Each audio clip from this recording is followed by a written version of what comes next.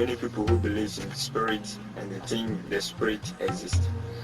But there are other people who don't also believe in spirit, because they said the spirit, they didn't exist. They are not human beings. So we have those who are Christians but still believe in spirit.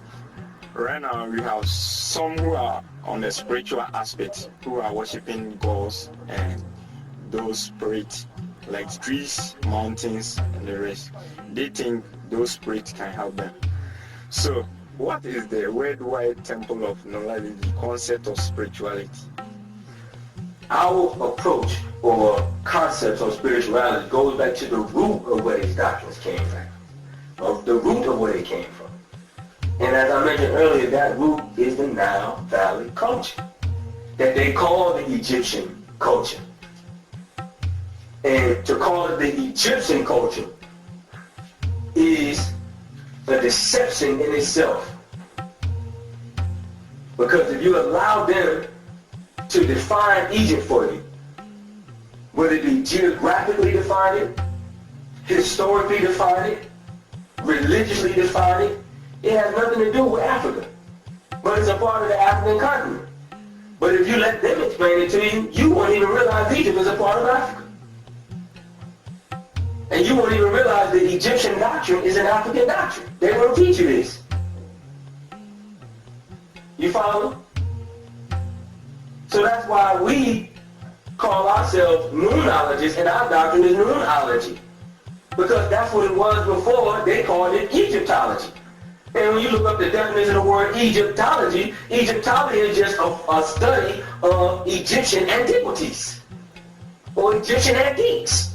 Meaning that these people were just studying relics and trying to figure out what the hell these relics meant. And you have people basing their whole teachings and understandings and concepts of Egypt off of some Indo-European, antique dealers and grave robbers. You follow? Taking texts, calling them the coffin text, the funerary text. You follow? Misnaming all of this stuff. Because they're going into the graves of these people that live there and taking relics, ancient relics. And they create a sect called Egyptology all this. And you have people basing their definitions and concepts of the Nile Valley culture off of this stuff. You follow? And this happened, these misinterpretations from this happen when you don't connect it to its root, which is the traditional African system, you follow, that will help give you a firm understanding and grasp of what these antiquities or antiques or these these texts or these writings are talking about. You follow what I'm saying? Where they don't connect the two, where they have you thinking that it's separate from the traditional system of Africa. When it's the same, the essence of the traditional system. Not a lot of the stuff you see today. Like I said, most of the signs and the symbols and the doctrines and the ceremonies and the rites or rituals of the traditional African system has to be retaught because it's forgotten for the most part.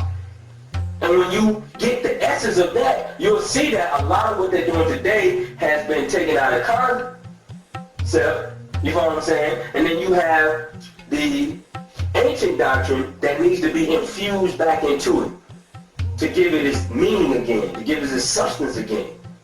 You follow? So in these original Nile Valley doctrines concerning the spirit and the soul, there was a clear distinction, as I mentioned earlier, a clear distinction. And that distinction was the fact that the spirit, called the Ka, as you can see the similarity or the exactness of the Akan word Kra for spirit and the Nile Valley word, the hieratic word Ka. Ka. You follow what I'm saying? Ka. So you see Ka and Kra, same. That tells you they came from the same root. So you had the Ka, which was different and not the same as what they call the Ba. The word for soul, the high-rated word, or what they call a soul today. The Ka had its definition and meaning, and the Ba had its. You had the Ka and the Ba. You had the sciences that dealt with the Ka. People call it Hika. Hika. You follow? And then you had the sciences that dealt with the Ba, or the soul. You follow? These were the original doctrines on this stuff, and they were not interchangeable. If you look at the hieroglyph for the Ka, you see two arms raised up. Right? You see it's like a U shape, but it's two arms with the hands at the tip of each arm raised up. That was the symbol for the Ka. And the symbol for the Ba was a bird with the head of a man. Or in some cases, it's simply a bird. You follow? So you have a bird in one aspect, and then you have arms raised up in another. So you have the soul in being symbolized by a bird that flies in the heavens, or the skies. And then you had the Ka, or the spirit, who was reaching towards the heavens or the skies, letting you know there were two different things.